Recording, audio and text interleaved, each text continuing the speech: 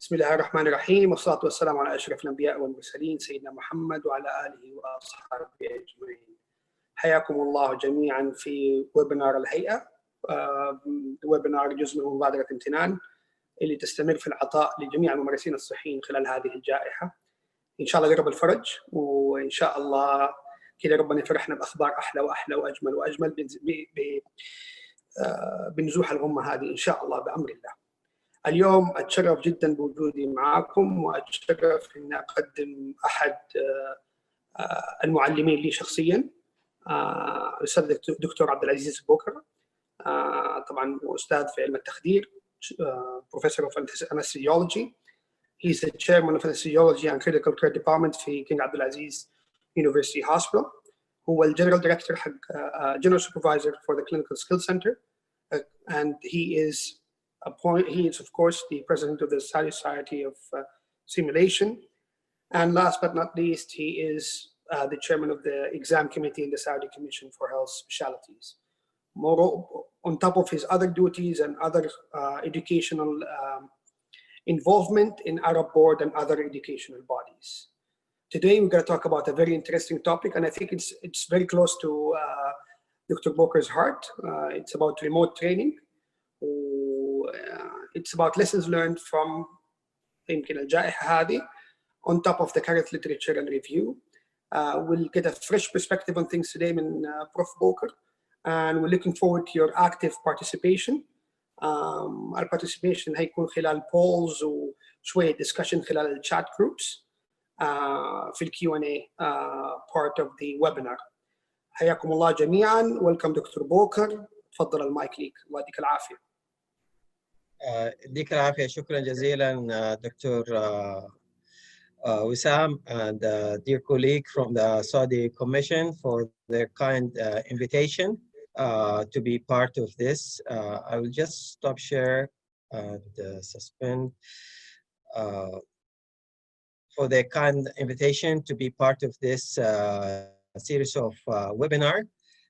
It's a great opportunity to meet the colleagues from different branches of health training, and to extend a big support and thank you and appreciation for the Saudi Commission for their great work beyond their scope in promoting training, safety, and well-being of staff all across the kingdom and beyond.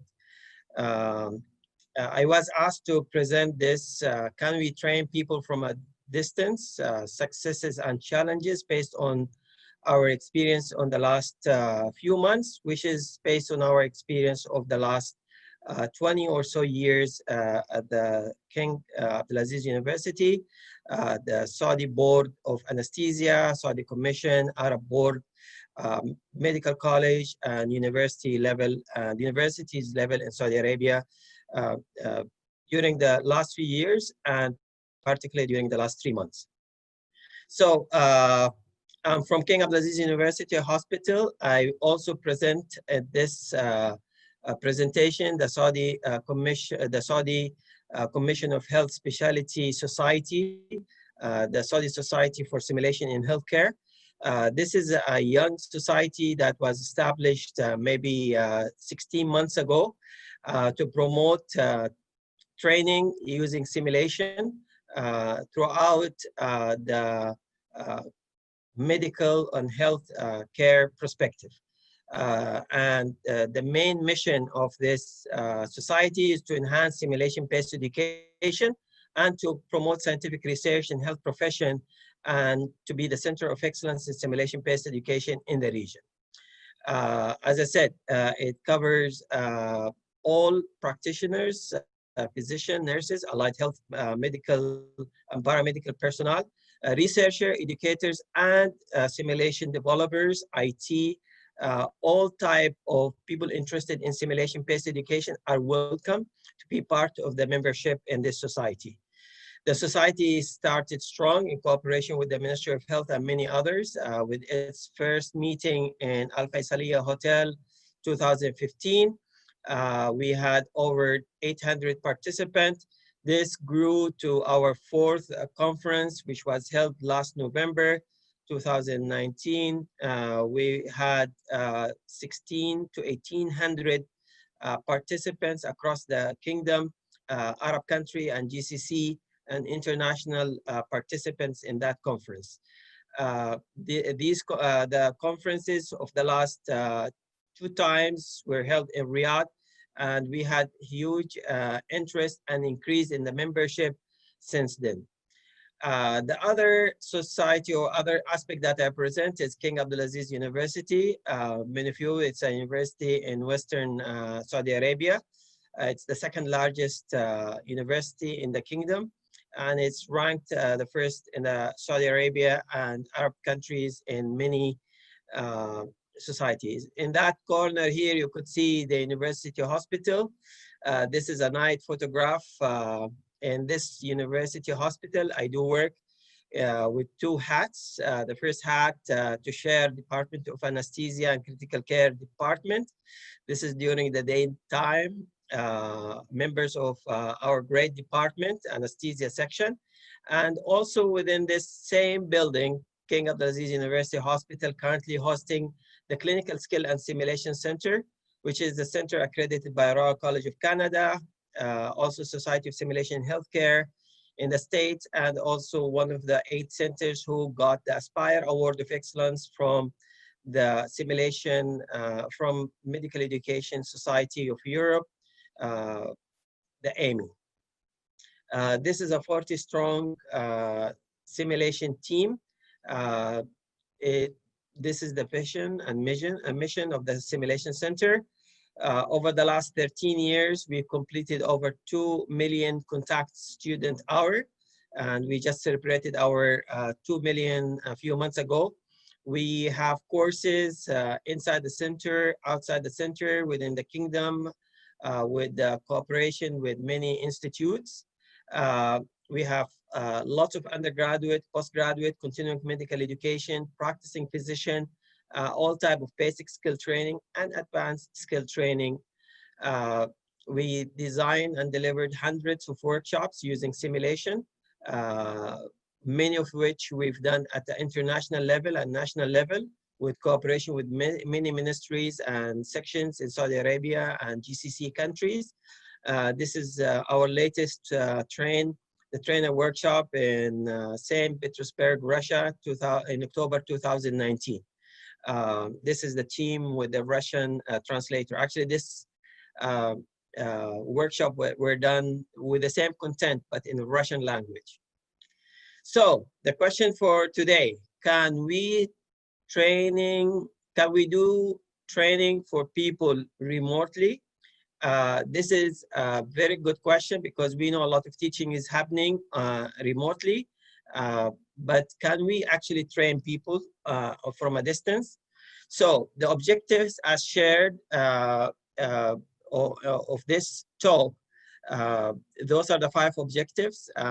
How we can use adult learning principles to design educational material, to develop practical tools to replace and augment face-to-face training, identify various options for blended learning or flipped classroom, how to increase the level of engagement during online training events, and exchange with the participant solution to obstacles faced with online practical training. And we'll explore this in detail. This is the overview of the webinar. First, we'll start with adult learning principles. Then we'll define competence.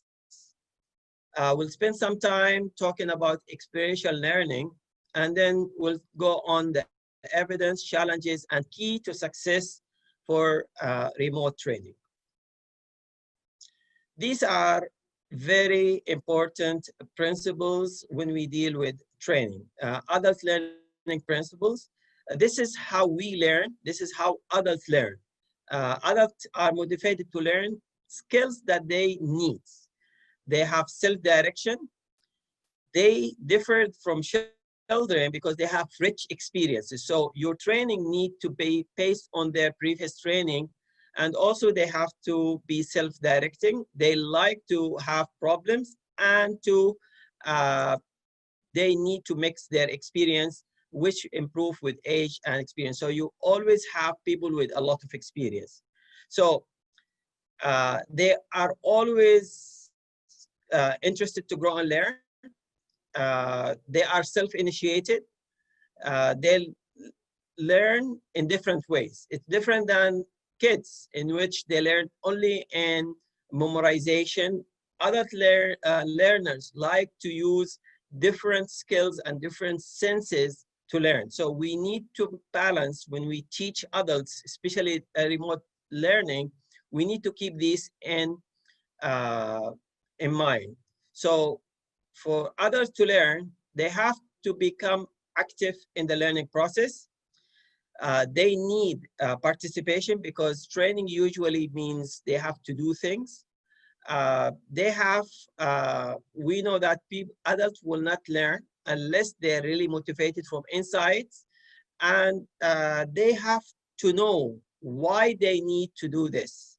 If this is not known by them, if the trainer did not make this clear to identify their needs to learn, it will be very hard for them to learn the skill. So immediate need for the information or the skill need to be integrated into the teaching material.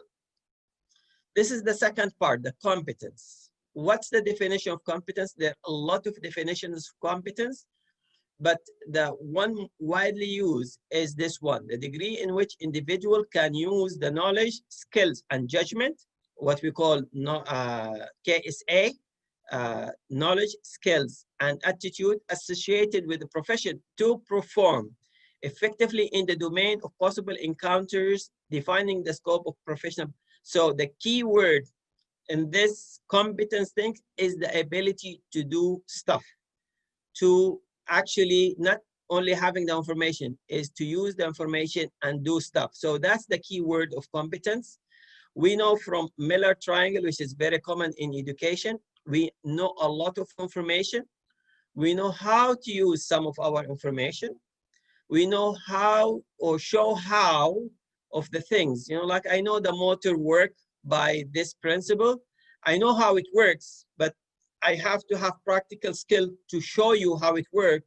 And then can I repair it, or can I drive it? This is actually doing. So we have different levels of competence.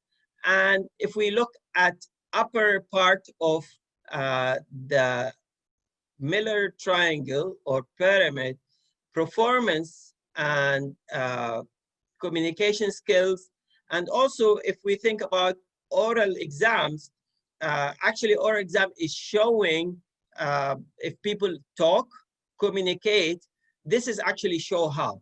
Of course, tutorial and lectures only for lower level of assessment or for teaching. The same for assessment of performance. Usually we could use web-based logs, videos.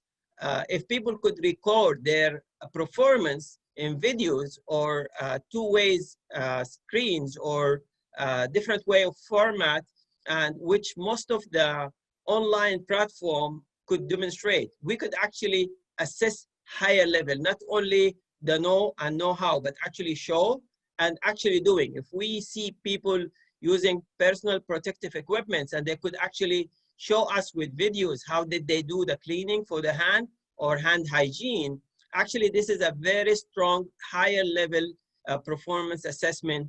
Also could be remote. They don't need to be physically present with you.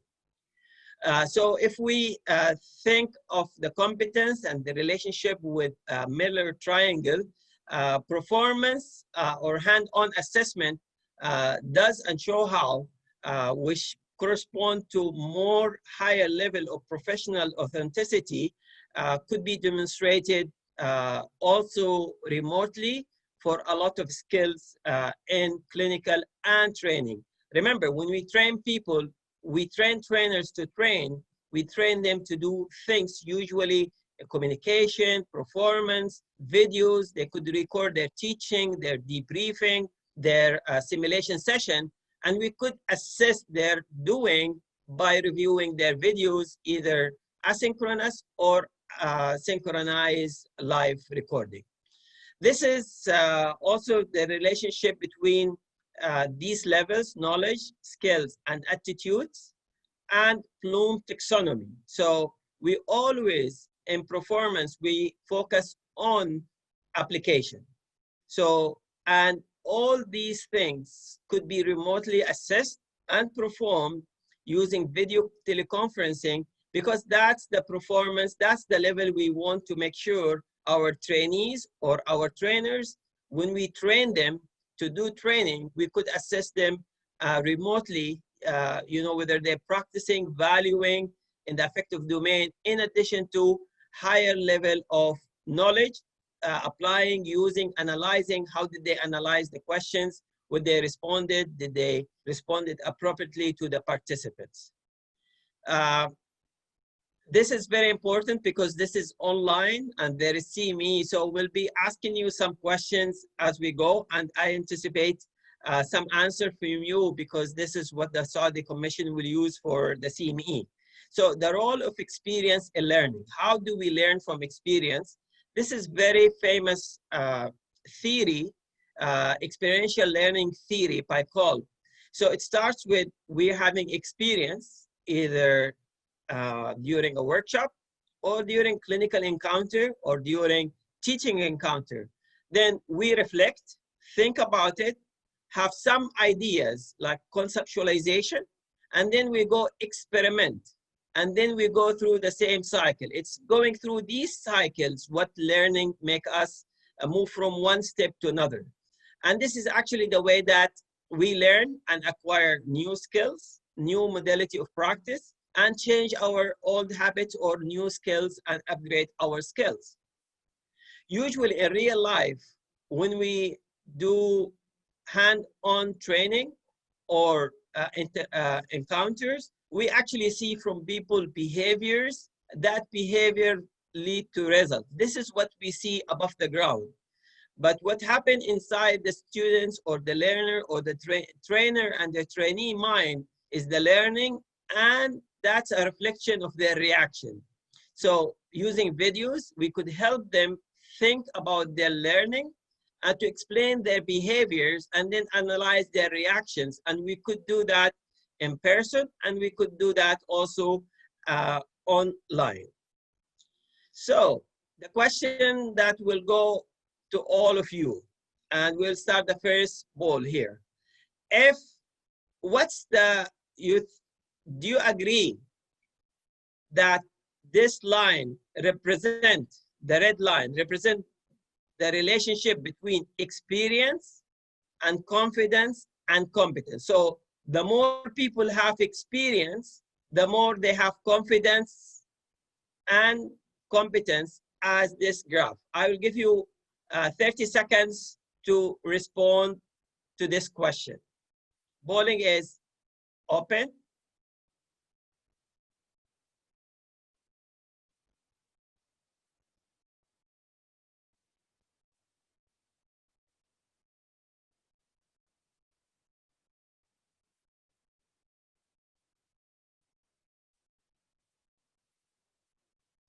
We will see.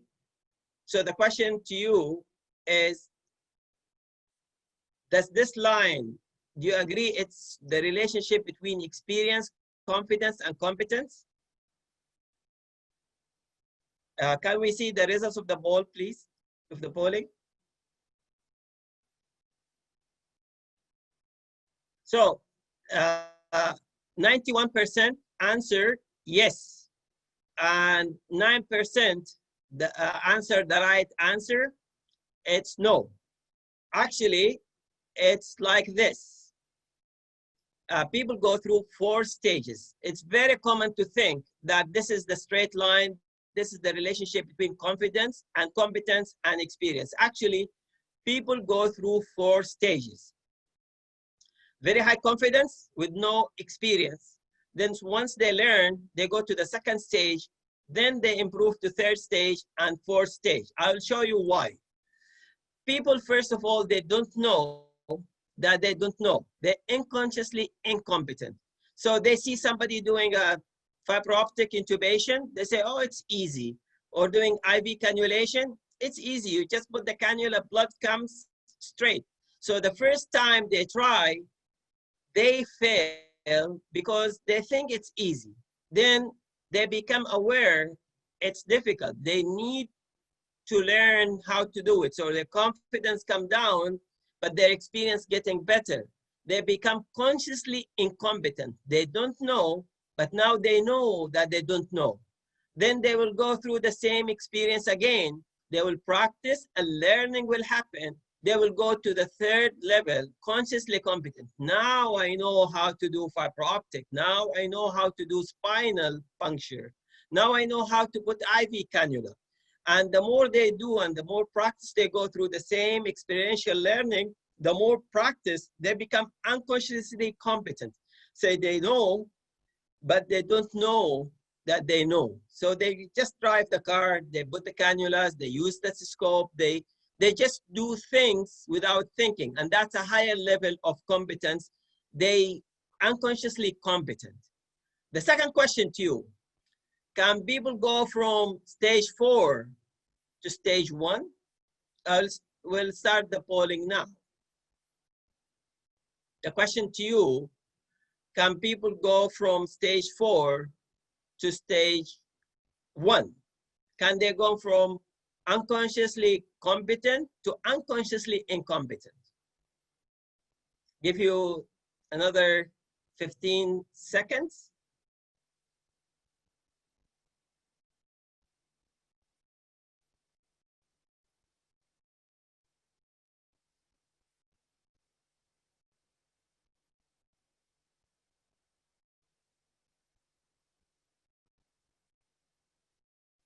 Okay, can we see the results? So the question now, the response is 63 yes, 38 no, which is very close to yes, people could go from stage 4 to stage 1, especially when it comes to they become rusty or disinterested, or they didn't do it for a long time because it's very rare, like management of rare complications. People think they know how to do it. Of course, there are always 2 exceptions. So if I ride a bicycle and I come ride it after a few years, do I lose the skill? Or if I'm able to swim and then I stop to swim for 10 years, can I come back to swim? Actually, those 2 are exception to the rule.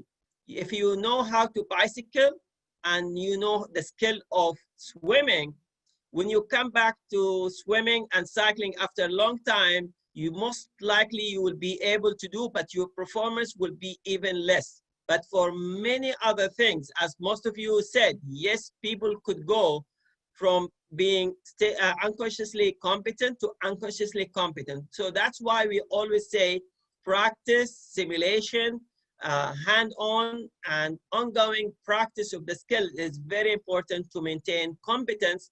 And that's why we always ask people to, this is the way that performance and experience. So this is like people using stethoscope when they're a medical student or nursing student or a light student starting, they don't know how to use that stethoscope. With time, they become competent. It depends on the future. If they continue to be a cardiologist, they will continue, or internist, they will use that stethoscope more and more. They become more expert.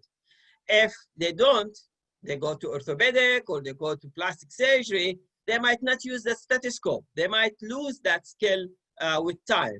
And this is the way that we analyze competence. And it is actually going from being novice, advanced beginner, competent, proficient, and expertise is by going through these learning curve and what we call deliberate practice. You go through this cycle all the time. The more you go through this cycle, the more you move from one step to another to be more competent. And this is actually the way to present it. So improving performance, the lower curve here, if there is not too much thinking. But if you do and continue to do, you unconsciously do things, and also think about how to improve the small tricks, how to become more efficient. This is the way that what we call deliberate practice is you doing things repeatedly over a long period of time. So it's a task with well-defined goal. You have motivation to improve. You want to be better. You always have a feedback from others or students or mentors or observers or online feedback. And you have opportunity for repetitive practice and gradual refinements of performance with time. The more you do this, the more deliberate practice, the better skills. And that's true for hand-on training and for remote training as well. So I will hand it back to you after this theoretical background, Dr. Wissam. الله يديك العافية أبو فيصل، وفعلا a very comprehensive introduction to the basic principles. يمكن الشيء الوحيد اللي احنا بنفكر فيه الآن الموضوع deliberate practice. Deliberate practice entails, we actually think about what we're doing, although we're doing it every day. Making that part of our daily routine will help us improve, whether we have a simulation center or we have a simulation place or not. Building that small habit is really important, whether it's بعد العمليات زي reflection على العملية أو reflection على clinical encounter أو reflection على breaking bad news, looking at things. It has to be a habit that's imprinted within us. عشان we continue this deliberate practice actions. We see the motivation internally. It's a habit that you build up, and it's a muscle that you train. Deliberate practice in my books is a muscle that you train. If you train it very well, you're going to end up with the outcome of lifelong learning, which is, I think, the holy grail of education. If we can produce lifelong learners, medicine and healthcare and life in general will be much, much, much better, inshallah. And this is very important also for trainers, because most of the training sessions that trainers do could be recorded. So they could be teaching today and they could record that, and then we could go back and use this for debriefing, analyze their performance, and see how they give the feedback, how can they do it better. And that's all available today, especially with online learning. There are a lot of opportunity because now recording is more than ever. You could always record without a problem. Definitely, I agree. Leveraging technology in doing all of that is really amazing, whether it is by recording or by journaling. And most of the people in outside medicine, they do a lot of journaling of their encounters and what did they learn, what are the lessons learned out of that. But I agree with you, in clinical encounters, specifically in skill acquisition, I think whether it's a motor skill or a soft skill, I think it's going to add a lot to it. And I think we're in the golden age for doing that. Back to you, Professor. Is there any questions now from the first part? Nothing major to my knowledge. Most of it are admin questions that are answered by our moderators, Jihan and Maryam. Okay, so for all participants, so for all participants, please, if you have any questions at any time, you could add it to the chat, and the great team at the Saudi Council, admin and managing this will gather the questions and will present them as we go throughout this seminar or webinar. So remote training, why not? Or why should we do it? Does it work? Any evidence it works? And the challenges and how can we make it a success? Because whether a good thing or a bad thing, Corona has taught us, or the COVID-19, that there are a lot of things that we thought not possible are actually possible. And we will be talking about that in detail as we go now in the second part of the webinar. So why not? Why not use remote training? Because adults like to meet face-to-face. In-person training, this is the classical. We all train the same way. We go to one place, we meet. We like to interact with people, have lively experience, interactions. We know that when we meet, it's not only we train, we also connect and have personal bond and physical proximity and shared experience. People could be more open to go to the coffee place and start talking about the educational material, and it's easier to discuss and master and reinforce and execute. And actually, if somebody want to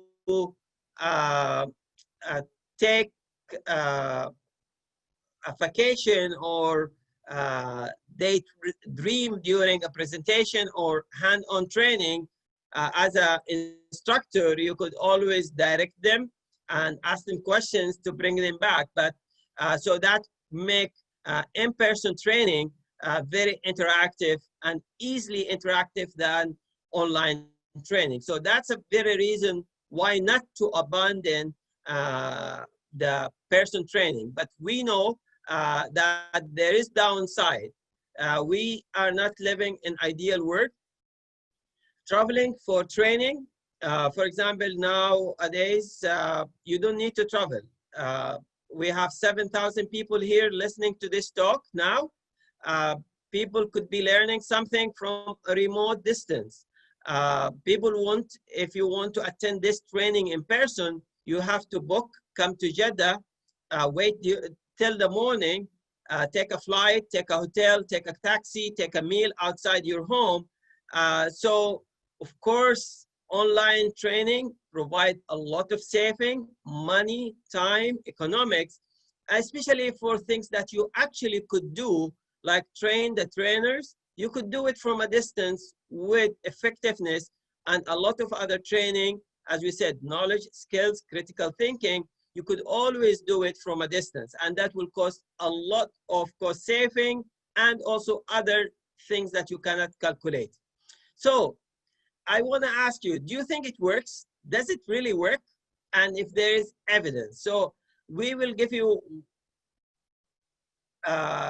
45 seconds to 1 minute to write on the chat line, does it really work? Or you think there is no evidence for it to work? Tell us from your own experience. I'll pause sharing now and I'll wait for your responses.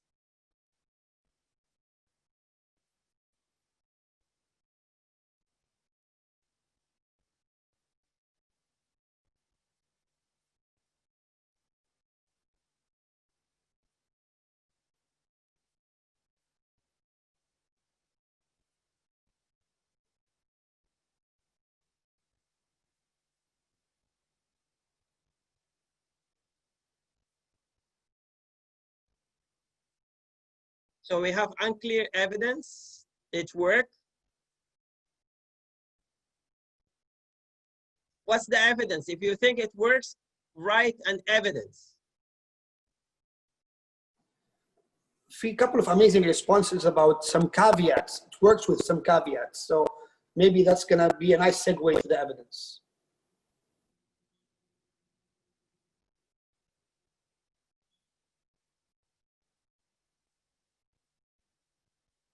You are the evidence. I like that response.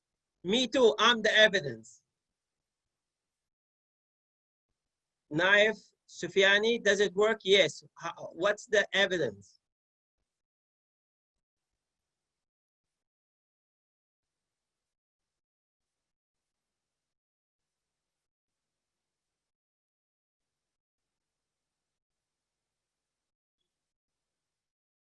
Muhammad Mustafa, yes, we learned from a lot of webinars. So yeah, there is, I like the vibe. It actually worked, and it's very clear that a lot of you think it works. So I will tell you from our experience why it works. I will share the screen again. So we'll resume the talk here, and I'll show you some evidence why it actually works. This is King Abdulaziz University. It's in Arabic, but I will explain the most important point. This is the report on March 12th, 2020. Remember, physical schooling and coming to the university was stopped in March 8th. By March 12th, 2020, these are the numbers of teaching sessions and classes that were taught by university professors based on the training workshop they had online by the IT staff at the university. For me, I attended so many physical or face-to-face training to learn how to use Blackboard learning or teaching. I could not. When me and everybody in the department had no other option, we used the videos, we went to their online learning, and we learned in 3 days new complete skill. And we were able to teach all our content to the same efficacy using online modules. So we were not able to do that before because we think it's not important. But when we had no other choice between March 8th to March 12th, all university professors, associate professors, assistant professors, administrators, and all students at the universities, not only medical college, every college, all students learned and all faculty learned how to learn from remote learning, and all of them were trained from a distance by the IT faculty at the university. This is not only in King Abdulaziz University. If you see by the 18th, 23rd, all these teaching sessions were carried on by the 23rd of March. Look at the number of sessions, 9,400 sessions, a jump of about 3,000 from 2 days ago. If you look also, this is not only King Abdulaziz University. This is across all universities in Saudi Arabia. By March 10 and March 12, more than 1,400,000 sessions and 5 million contacts. All those people, faculty, trainers, and students were actually trained online to use online teaching format. Lectures, webinar, discussions, practical sessions, all were converted in 4 days or 1 week from physical presence to all online. Remember, all universities had struggled to push electronic learning for years, but when there is an immediate need, everybody were able to be trained even from a distance. We did not go to any class or physical classes. People were trained from a distance to use the electronic learning. It's a new learning method, and I've never done it before. This is the first time we did it in the last 3 months. So this is new learning skill, and I could demonstrate to you that, okay, this is evidence. It actually worked. We have the difficult airway workshop. We have been doing this workshop for the last 18 years. We had all done it physical teaching. So we call people, we spent 8 hours. During this crisis, we modified this course into online and physical presence. So instead of 8 hours physical presence, we divide the modules into 3 hours online for all the discussions, all the thinking, all the theory, all the interactive discussion, 1 to 8 or 2 instructor to 8 participants. And then the people will come the second day only for 2 hours of hand-on training and assessment, make sure they are competent and they know how to go through the simulation. So instead of 8 hours, we converted this to only 2 hours. And these are the numbers of the workshops we've held.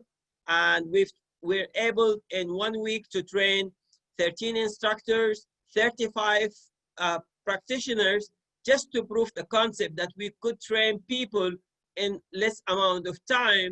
And actually the satisfaction, learning, feedback was not different than our previous workshop. The same for our PPE workshops. We used to have a personal protective equipment training, all hand-on with people in the class, instructor in the class. During the COVID experience, we modified the training, so most of it is recorded. Only people will come for a short period of time, 1 hour or 1 hour and a half. We were able to do 80 training courses during the COVID. We've trained over 1,500 people over 8 weeks period in 44 days from all departments and from all specialties, not only physician, respiratory therapist, nurses, specialists, emergency ICU, anesthesia, and variety. Most of the training was done remotely. So people will have the information, videos and discussion, and then they will just come for limited amount for hand-on training. We could replace this in the future with videos and recording, or we could send them the material, the videotape, we send them or we observe them online. This is another study, very interesting study, published a few years ago.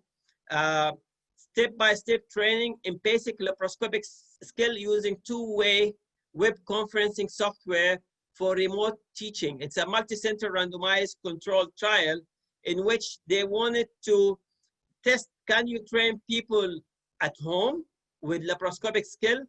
Can one trainer in Riyadh or in Jeddah train people in Abha, Jazan, Tabuk, Arar? So this is what they have in Japan. They don't have, at many centers, they don't have very expensive simulation equipment. So they ship the equipment to the students and they compare whether they provide them comprehensive training or step-by-step training. So the participants, so everything is shipped to people by mail because everything fit in a parcel. The software will show the instructor what the students is doing, and then they give them live feedback. And then they will correct and they will adjust. If you want to see a video, it's available in YouTube. You could see the whole experiment, how they actually do it, and the software they do it, and the results.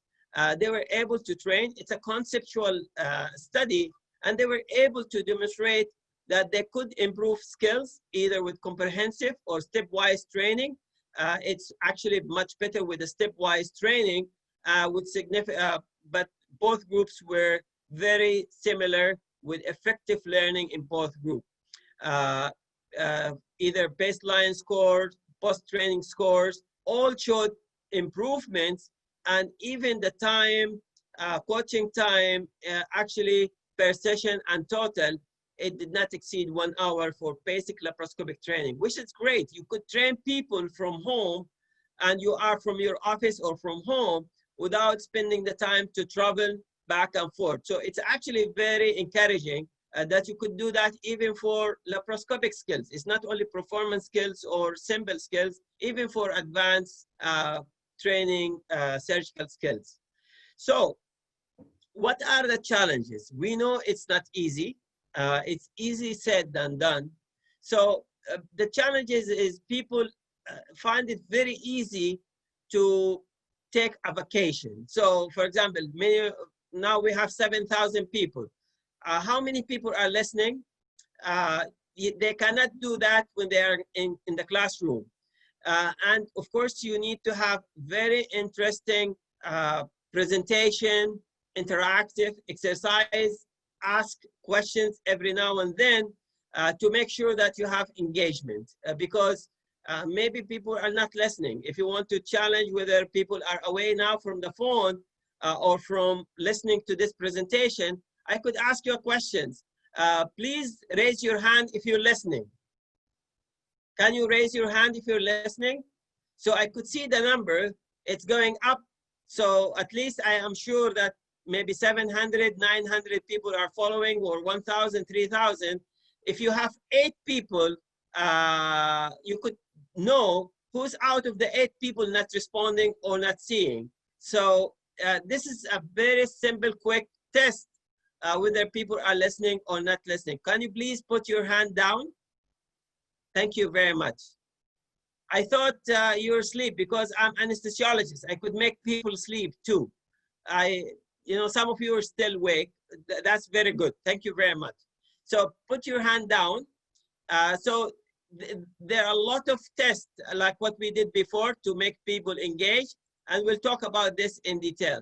So approaches to success. So it needs a lot of planning. So before you start the online training, you have to have clear foundations with handouts. You need to send to participants very clear instructions, description of the program, what they read before, infographics and videos. Do not send too much information, because if you send 60 pages of information, people will not look at them. So send some articles, some information, some infographics, some videos, and at stages. Like usually you will have small number of participants, like 8, 10, or 1 to 8 participants. Give them the big pictures and the principles and why it's important for them. It has to be relevant, and where they will use the material or the training material. So you need to tell them, okay, this will be helpful for you if you are, for example, preoperative nurse. When you have a new nurse come to you, you have only 3 minutes to describe to her what you do in live or in the pre-op holding area. So, I will learn how to explain things very fast.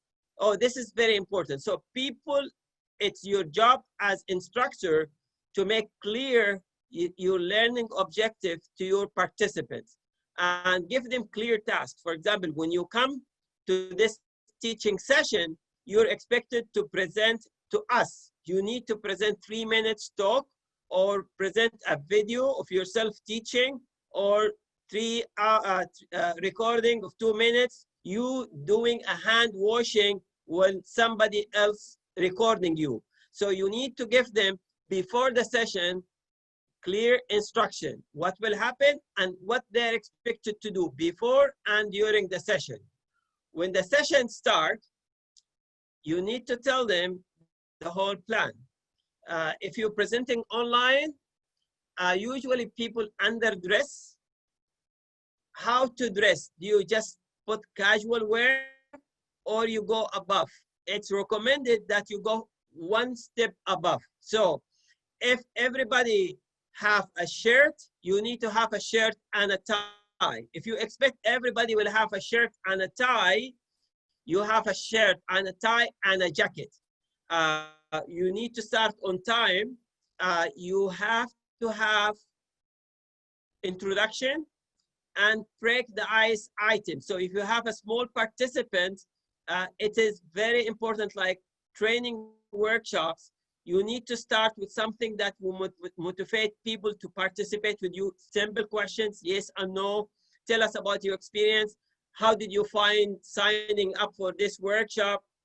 And then ask them to participate by sharing their objectives on common items. The less PowerPoint slides, the better. You always tell a story. Story is always very interesting. How you find a problem, how you find a solution for it using the material, having the participant engaged. So you don't, for example, I'm doing this now for 49 minutes. I did not leave you for more than 20 minutes without asking you a question. So I asked you a question in the start, in the middle, and late.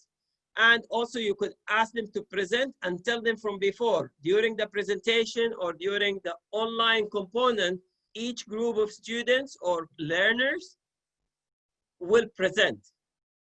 So we'll give you the stage, the microphone is yours, now you talk, share reactions, ask questions and wait for responses. So as you saw, I gave you a few questions and then I gave you 30 seconds, 45 seconds, 1 minute for you to respond, because people need some time to respond. And you have to plan everything before. You cannot come during the class or online teaching and start making new ideas. Of course, you could always come with new ideas, but better as a trainer, as an instructor, you prepare yourself ahead of time. You plan everything, the session, and also how you will close the session. All this planning is very important to make sure that people learn what they're supposed to learn. And also, when it comes the most important period after, you send them a chance to give you feedback and receive a playbook. So for example, you send them more videos. If everybody sent you a video before, you ask permission, you share it with the 8 or 9 people or 20 people who attended. You ask them during the course, after the course, within 1 week, you have to record for me 2 videos for you teaching. As Dr. Wissam said, you ask them to develop videos, logbooks, that they use the communication skill that you use, you teach them. They have to present this to complete the course. So, okay, during this workshop, we trained you how to do debriefing or how to give feedback. During the coming week, you will go with learners and residents, ask them for permission to videotape or record your debriefing and videos, record this and send it to us. We will evaluate your evaluation and your feedback and your debriefing, and we will do debriefing for your debriefing. So this is part of the planning for the course. So people who come to the course, they need to know that during the course, they will learn skills. After the course, they will have to have recap projects. And once they submit this to you, you send them thank you or reminders if they didn't, and give them feedback. You know, very nice that when you recorded video number 2, I saw you were listening more, you giving more time to the students. That was very nice because the students now talked more than you in the second session. That's very nice. I would suggest for you to use open-ended question, because I think that so you give them feedback, positive and areas for improvement based on the project they send you. That will increase their engagement. They will make use of the material they used, and that's more important for the experiential learning, and that will be like a deliberate practice for the skills that you shared with them during the teaching and training. And that also, if you think about it, much better than real life training, because then you will have evidence that they actually learned, and you have it in videos with you and with them. Oh, okay, now we could demonstrate. Now they could see themselves. Remember, if you have face-to-face training, usually you don't videotape. But now with online training, there is more video training. For example, if you attend to my workshops, usually you will not have high quality recording like this. Today, as part of this setup, all the 53 minutes that already been done is recorded. You could go back to it tomorrow and after, listen to all of it, learn something new, something you missed. The same for their learning. They could go over their videos after 3 months and say, oh, this is my video from last 3 months. Now this is my new video. So it's actually more successful to do remote training because you have more documentation and more videotaping and more chances for, instead of one instructor see you, you could show this to 2, 3 other instructors from your, or for your peers, and they could give you feedback on your teaching or your skills. What do you think? Can I do better next time?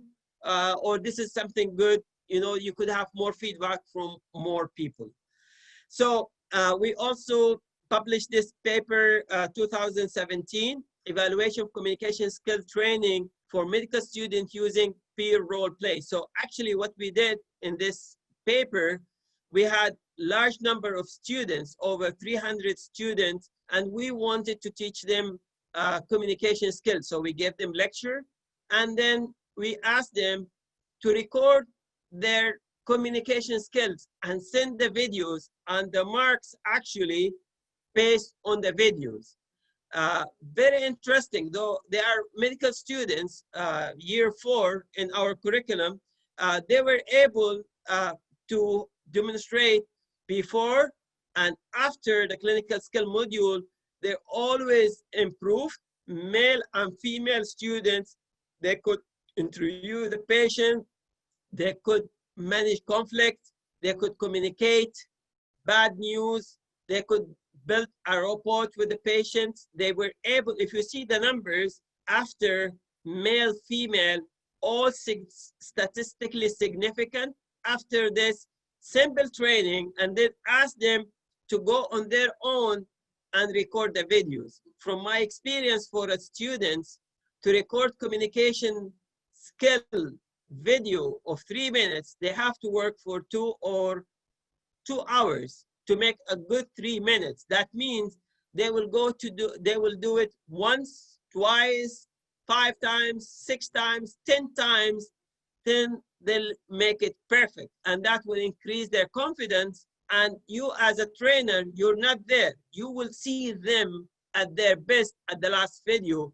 And that translates into increased learning. And that's a very effective remote learning. This study was published 2017 by Dr. Ayub and the rest of the team. I will summarize the evidence. This is actually was during the month of Ramadan as well. This is training for a company in Europe on how to dance to welcome back passengers. Very interesting. The person who trained them for the dance, you could see this in YouTube video, were actually from remote.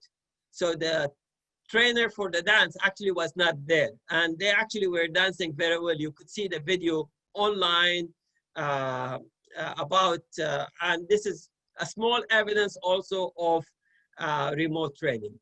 So thank you very much. I'll stop here. Before I'll give you, this is the website account and Twitter account for our simulation center. And also this is the Society of Simulation in Healthcare account. And this is the way, if you want to be a member, it's a pinned tweet. It's at SSHKSA in Twitter. And this is our website, so the schs.org. You could find all the information about this presentation and about the society. And if you want to subscribe, we'll be very honored to have you a member of the society, all of you, or any of you interested in simulation. So to recap, the objective of this lecture was how to use adult learning principles to design educational material, how to develop practical tools to replace and document face-to-face training, so it's not all or none. Different ways for blended learning. My advice, you use your own training, convert that to online training, and then build on that new material. There are various ways to increase level of engagement during online training, because that's challenge, and the challenge need planning to improve participation. And I try to exchange with you solutions and obstacles faced with online training. It's a challenge.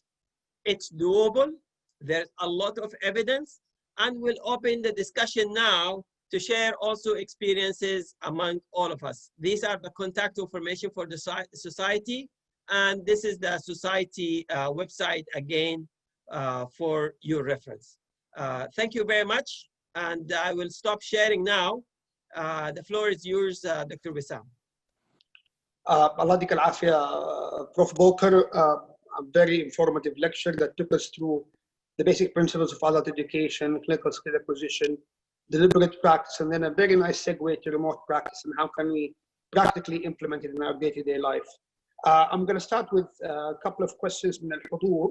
I'm just going to read it off سامحوني off my mobile. فأول question كان إذا تساعدنا في الأنسر, how can we access remote training standards or quality measures? Is there any guidelines for that, or is there any quality metrics for that? تفضل دكتور. So that's a very important question, and I'm really thankful for the person who asked that question, because that's also that's what matters. Because the other question that will follow up on this is, now accreditation will come, and if you say you are all training on site or online, was your quality of the programs or the ILC, intended learning objectives, were achieved or not? And I think, like anything else, you have to have very good assessment. For example, in our case, we use same format of assessment, practical assessment, and post-course assessment, knowledge and skills, with the online cohort, and compare it to our historical background cohort. So I think that's a very interesting question. Yes, you have to have an assessment, and that's a question for all of us that's coming. You have to have an assessment tool, and you have a rubric. The good thing is that you could always transfer the assessment that you have in person to assessment online. For example, I could tell you that I tested those 15 people, and all of them were in the oral exam and the OSCE perfect before. You have to believe me.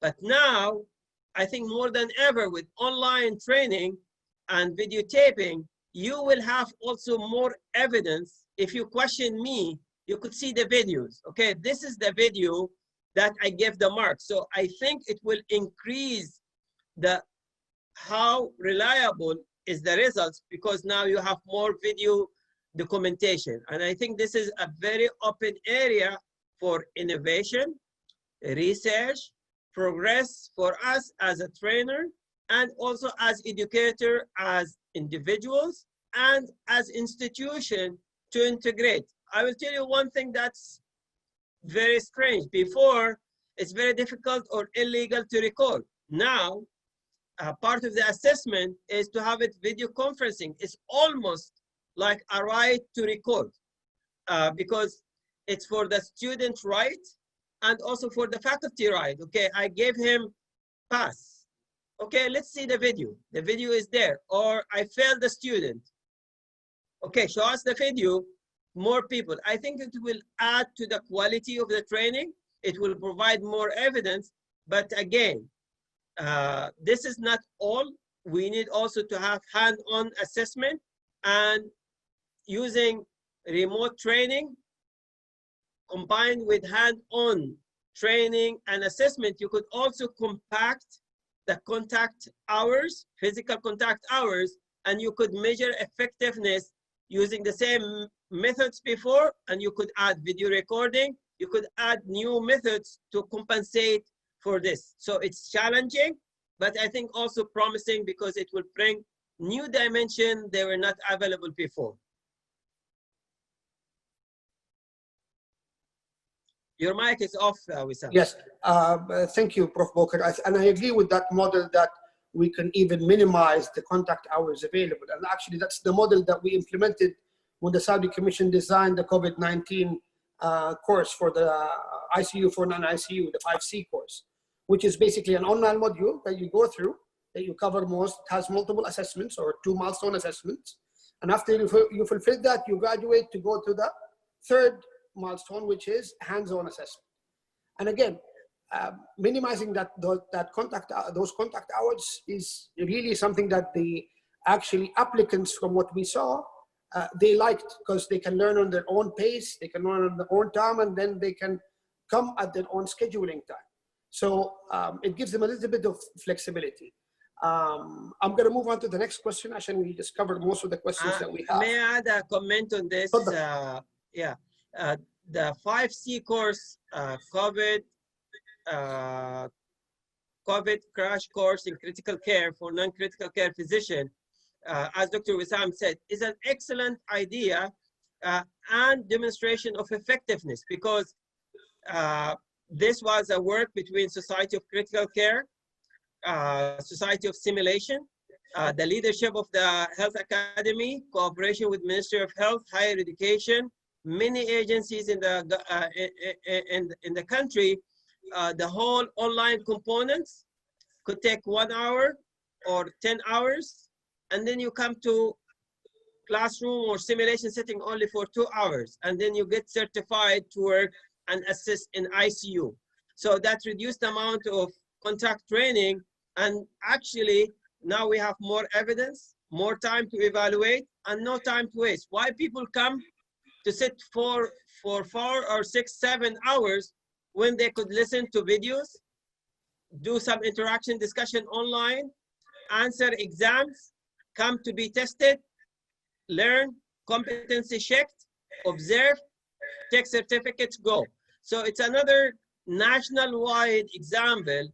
How can we, and then you could always record these events and use them for validation, quality control, later recertification, CME, and probably give credit for in the future. Excellent. I'm going to paraphrase the next question, because there's 3 or 4 or even 5 questions about this.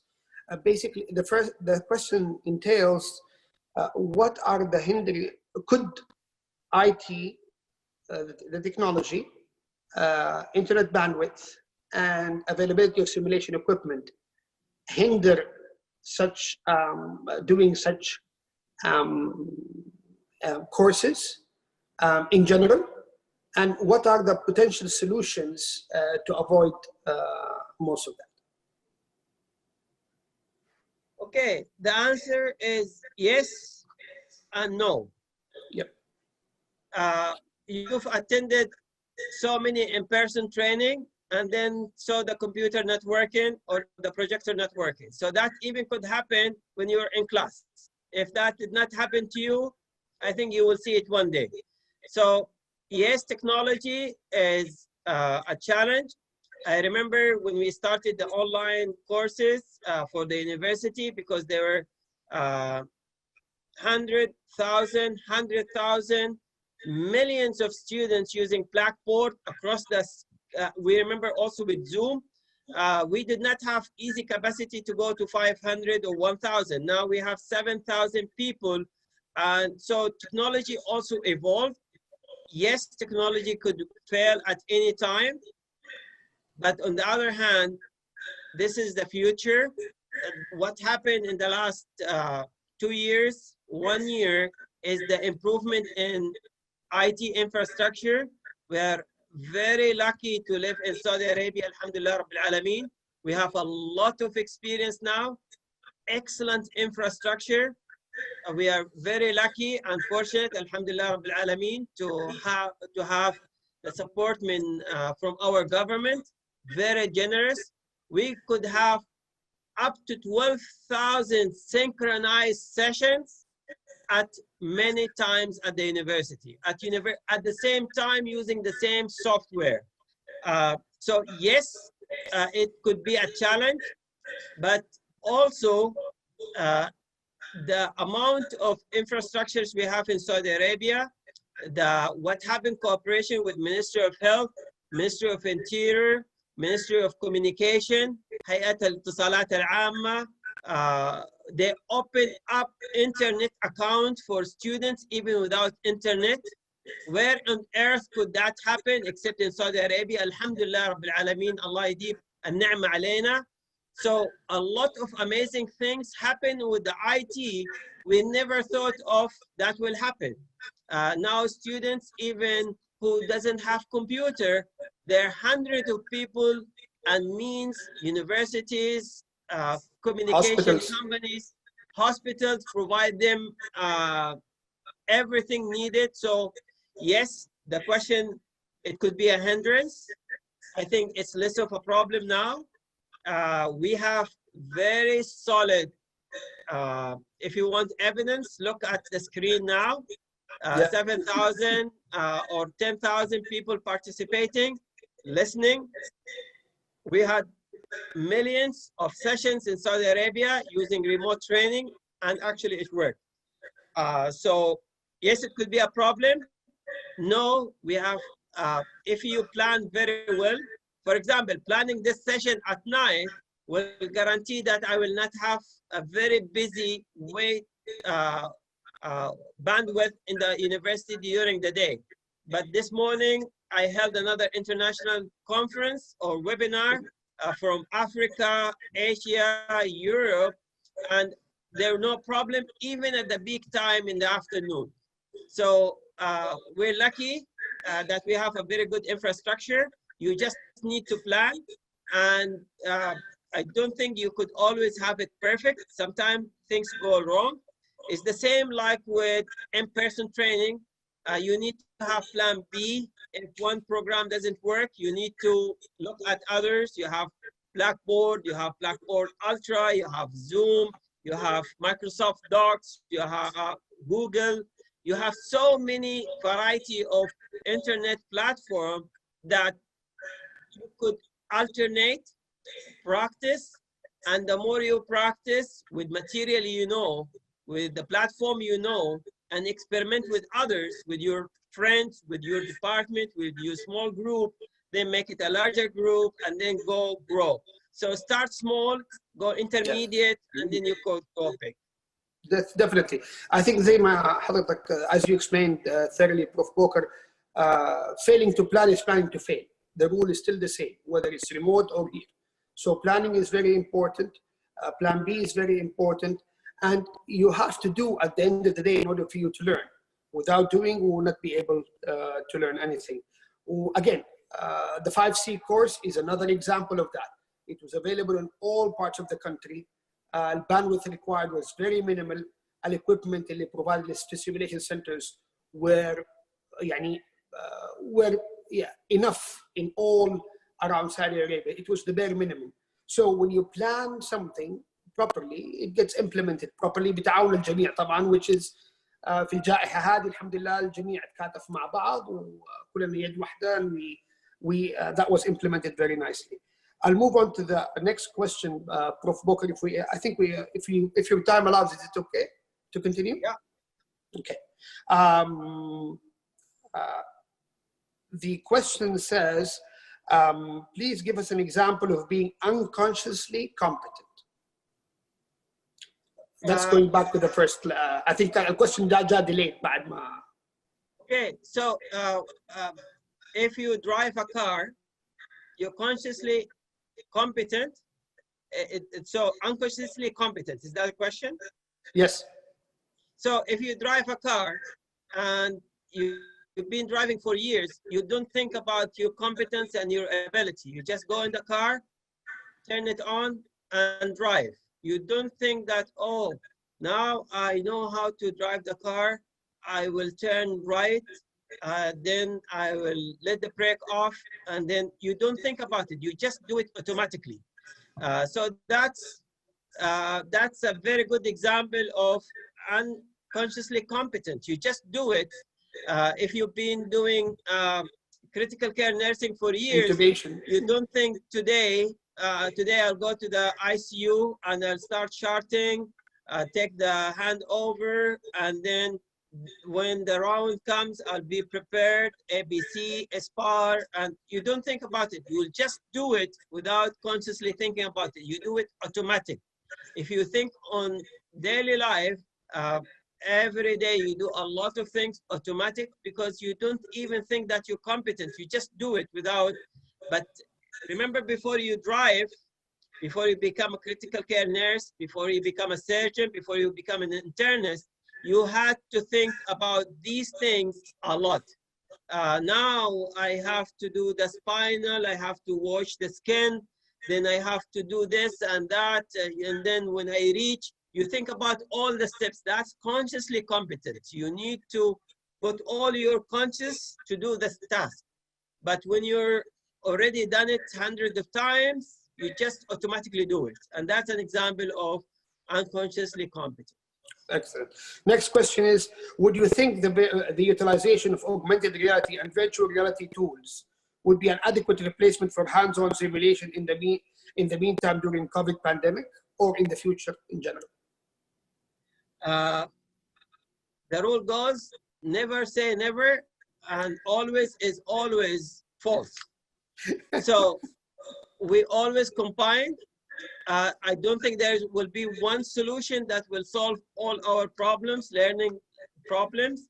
I think simulation, virtual training, virtual augmented reality training, remote training, videotaping, coaching, combined with hand-on training, clinical training, all could augment the learning experience.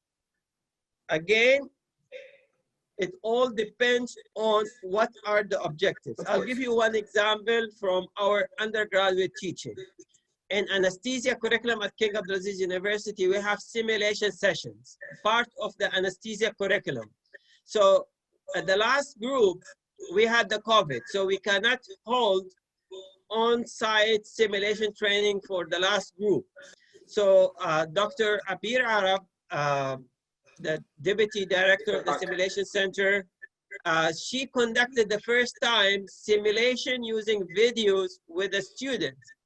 Her experience were actually very amazing, that when students saw the videos and not participate in the actual scenario, they were able to think deeper, because now the noise of the classroom and the new setting of the simulation was out of the discussion. So even the human factor analysis by the students were deeper, because now there is no focus on the mannequin, the noise, the environment, the focus all in what went on the scenario, what was the thinking process, and the whole point of that training is to invoke that critical thinking about reflection, about why people doing what they're doing, go deeper on their reactions, their behaviors, and it was actually deeper discussion online than the usual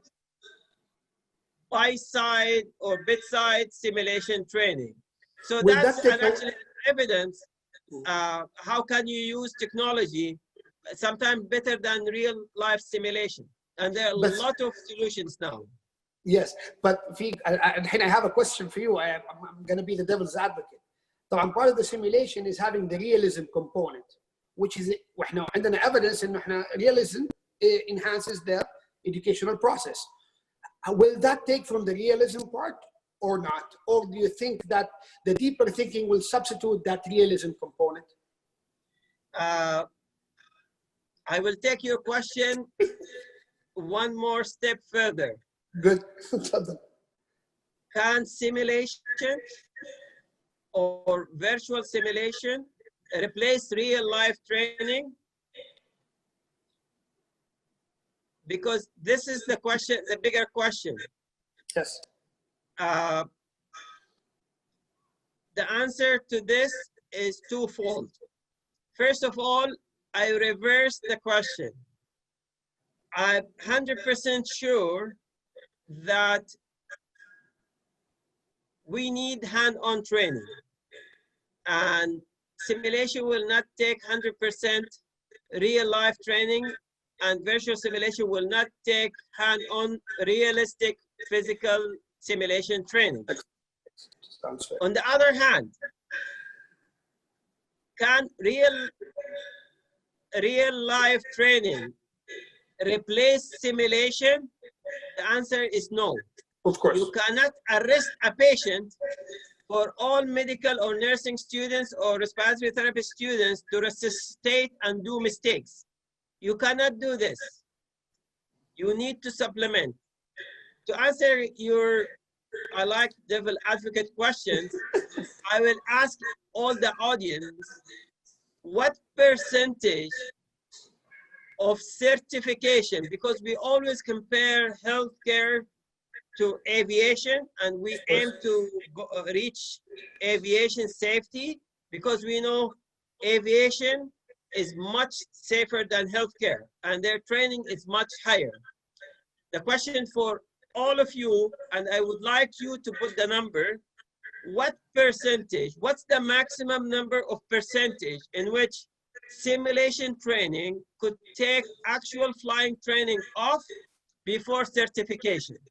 So is it 10%, 20%, 70% taking flight times to simulation training in aviation before you take the license to fly? What's the maximum across the world now? What's the maximum percentage of simulation-based certification in aviation? I will just give you 30 seconds to put in the chat your number, the maximum percentage of replacement of simulation in aviation for certification. And I would like to see the responses. So can you please write in the chat what maximum percentage? Is it 10%, 40%, 50%? Just write on the chat the percentage that you think. 70%? Yeah. Only one, 70%? 70 is winning.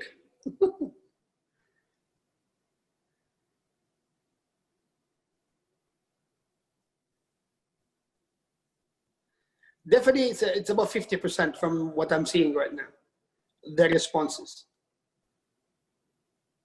30, 40? Now we are talking. Okay, of course, we're asking about the maximum. Whether this is a surprise or not, there are only few aviation schools that could give you a license with 100% simulation-based certification. They could give you the license to fly with 100% only simulation-based trainings. In healthcare, we have literature, very good literature from the National Board of Nursing in the States, in which they replaced up to 50% of the clinical training for nurses for 3 cohort, control, 25%, and 50% replacement with simulation.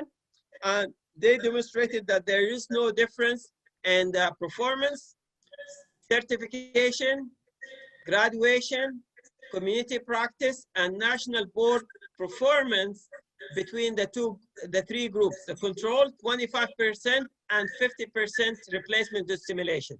So the highest in healthcare now is up to 50%. This is way before COVID. I think that future will provide us a lot of evidence that we could supplement and add and replace a lot of hand-on training with effective alternatives. So the answer to the question, yes and no. Simulation will not replace, virtual simulation will not replace hand-on. Also hand-on and real life will not replace other form of remote training. It's all complementing each other. Okay, and I think the last question, if we don't get anything else, thank you very much for the interesting webinar. I found a bit of challenging, it is a bit challenging to engage trainees without seeing them in the educational meetings, especially if it's virtual feedback meeting to a trainee, where we really need to read their body language. Any useful tips for the trainers? It's a very good question. First of all, practice, and also instructor to participant ratio. So don't expect the same challenge with 150 if you have 10 or 15. 10, 15 people with experience. My advice to you, start with 5 or 6 and increase their participation, your experience in interacting with them. For example, the first session I taught, we had only 5 people or 8 people because it was 8 class, and one of the participants, an ICU fellow, just put it on and disappear. So very easy, you could spot them. Of course, if you have camera teleconferencing, it's very easy to know whether I'm listening to you or, you know, I'm not there. So to decrease the number or optimize instructor to participant ratio, ways to do that now in Zoom and other platforms. You could break the students into small groups and have different instructors take small group, or you could go to one room and the other room, and you could sequestrate people and increase the interactions. Video teleconferencing, asking questions as we do here. You could have online polling mechanisms in which you actually, for example, you have 100 participants. You could say, okay, up to now, only 80 people responded. I'm waiting for the other 20, or you would be absent, for example, if this is important teaching. So there are a lot of things. My advice is you try with something that you're familiar to teach, convert this to online, start small, build in some of the interactive teaching exercises, bit by bit, increase that with time, and then couple that with post-encounter assessment and performance that will further optimize the outcome of the learning. And I think we have 2 more questions, but they're very interesting. Do you recommend combining online and on-site simulation training even after the COVID-19 is over? Can you repeat the question? Do you recommend combining online and on-site simulation training even after this COVID-19 pandemic is over? I think like many other things during COVID, I think we learned valuable lessons. It's a hard time, but I think life will not go back. I think this is today, tomorrow, and forever. It's the future started already. I don't think there will be a go back. It's very inefficient the way that we used to work. Why should I give the lecture 20 times? I could just record it and have all the time discussing. So I think the future will augment this. This is the new reality, and I think this is the future. If you are an educator, faculty, trainer, physician, I'm sure all of you have been to sessions. You learned a lot of things that happen in China, a lot of things that happen in Italy, a lot of things that happen in the States. We learned from it without being there. We learned a lot of lessons that we use in our operating room, in our critical care, in our healthcare system. We all learned it from first liners speaking to us in webinars, and we learn this and we start practicing them in our places. So I think this is, tomorrow is now. I think there will be no going back to classical way of teaching. You could say goodbye to classical teaching, welcome to web-based teaching. This is the reality, as we always say goodbye to reality, come to simulation, that's the real life. And I think remote training is the way to go today and the future. Yes. That's my perspective. If you allow me, and I agree with you completely, I think it's now time for us, it's a golden opportunity. It's time for us to reevaluate what happened during COVID, disrupt what we're doing right now, because this is a huge opportunity. If we don't disrupt right now, we're going to lose more than what we lost during this pandemic. When I think it's an opportunity that if we don't take it right now, we'll be hindering the educational process. And then go back and reevaluate again and continue to disrupt.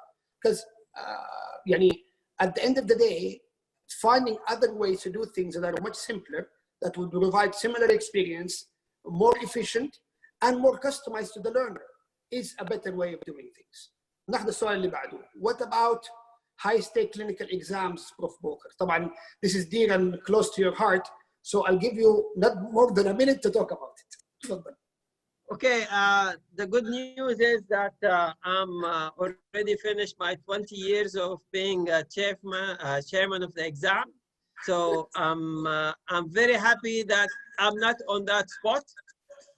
I think this is a very interesting question, and I'm sure a lot of people are trying to answer it. I know this in the States and in Saudi Arabia.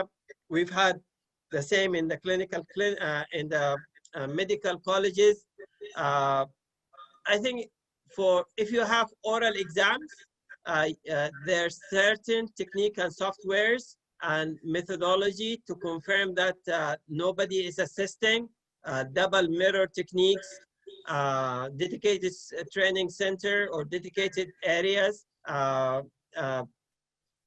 If it's, for example, answering, thesis, we know this at the universities, so many masters and PhD theses and assertion were discussed online, opposite the common sense. When the discussion of thesis happened online, most likely way more people attended the thesis because now people in Qasim, people in Abha, they could not usually come to the King Abdulaziz University or King Saud University or Medina. Now they could join and be part of the discussion panel without traveling or observing the the discussion. So I think we need to, this is a very important area. It's very challenging, and there are a lot of opportunities. The real question is how to make sure that no cheating is happening, that nobody else is happening, and nobody else is assisting the student or the learner to perform. Of course, there are a lot of suggestions, dedicated softwares that will record the surroundings. As I said, we have experiences in dental college at King Abdulaziz University using double mirror. All these experiences are presented at the Ministry of Health, also presented at the UNESCO, and I think that will inform the Saudi Commission experiences as well. Examination centers opening now, soft opening coming, al-ikhtibar al-tahsili, national level. All these things will come. I think it is challenging, but there will be solutions. The bottom line is it will change the way that we do things classically. There are alternatives. You could always devise better ways, and it's an area for improvement and research and implementation. So there is no complete answer for this, but there's very significant progress being happened. New software, new technologies. I'll give you an example, Prof. Boker, of what we did during the pandemic. طبعا during the pandemic, الاختبارات المحوسبة أو electronic exams were stopped because of الاحترازات. Part of that too was تقييم الممارسين اللي هو على درجة نائب أو درجة استشاري اللي هو تقييم الأورال exam أو اللي بتسويه الهيئة. What we did is we used a solution and we flipped the equation. We asked the candidate only to come, and the examiner is doing things remotely. So now just the examinee would come to the commission, and the examiner is sitting on the other line of on the other side of the monitor, away in his own clinic, and they go through the exam as usual. That helps us out with identity check, with plagiarism, and so on and so forth. So that's one of the things that, I think this pandemic forced us to ask basically, why are we doing what we're doing, and is there a different or better way of doing things? Like, I know this is, I know also most of the subspecialty board exams this year all were held online, and it was doable. So actually, as they say, like it's unplanned advantage. I'm sure the Saudi Commission and also the examiner appreciated that they don't need to leave home and Yes. travel and do the unnecessary cost of the candidate will go to the center, the whole area will be clean, and he will be alone, and he will be tested. So the examiner could be at home Yes, and exactly. could do the assessment. Even more, before you could not record everything. Now everything is recorded. So more authenticity, more rigors.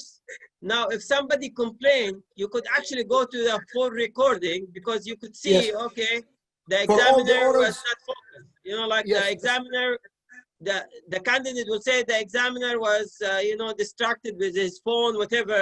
You could actually see it in the video. Before, you could not do that because in the oral exam, I could be playing with my phone, looking there. There's no recording. But now, in exams, you can't do that because the student is in camera, videotape, the examiner in camera, videotape. So it's even more strict. You could modify the way that we do things, and I think it's doable.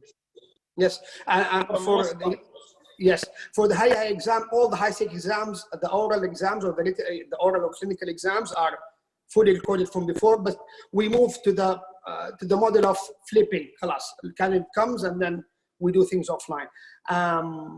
Again, and I think that's most of the questions that we have. Any final comments, Prof. Boker? I take this opportunity to thank the Saudi Commission for Health Specialty for their kind invitation and arrangement for this webinar for the second time. We apologize for what happened the last time because of the registration. I really appreciate the willingness to rearrange it. I thank the team behind control, Ms. Jihan Al-Anizi, and the hair team with the Saudi Commission, the Saudi Commission for Health Specialty, the Anesthesia Board, and Dr. Hisham Babtain, responsible for the training, and my team at the Skill Center, and society members. I think it's a great opportunity. I thank everybody who came to this webinar. We'll be very happy to receive your questions at Bukera@1 Twitter account or back to the commission. We'll be answering them back. You will have a video recording. If you have hints, directions, suggestions for improvement, it's a very interesting learning period for all of us. And it's exciting time. It's a challenging time, but also exciting time in which new development to make learning and training much better and much more effective. Thank you again. الله يديك العافية بروف بوكر، نورتنا وأنستنا و thank you for the opportunity to moderate. فكرتنا بأيام زمان، ف it has been long overdue. وإن شاء الله نجتمع دائما على خير. كلنا امتنان لأبطال الصحة، كلنا امتنان لكل واحد بيخدم الوطن على كل ثغر. وإن شاء الله الهيئة دائما معكم دائما وأبدا، بنبادر في كل ما نقدر نبادر فيه لخدمتكم والوقوف جنبكم جميعا.